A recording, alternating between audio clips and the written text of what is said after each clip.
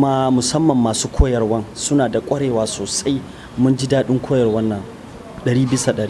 Mu ma za mu fara gogayya da ƙasashe da suka ci gaba da harkar fim insha Allahu a cikin masana'antar Kannywood. Sun yi kokari alal hakika wanda duk ciki ba yara, babu abin da za mu ce musu sai dai mu ce musu Allah ya saka musu da alkhairi. Idan wani abu kake so ka je kai naka ya ishe ka je kai, kuma duk inda ka je a duniya za a karbe ka, saboda yadda ake a duniya mu ma haka muke yi.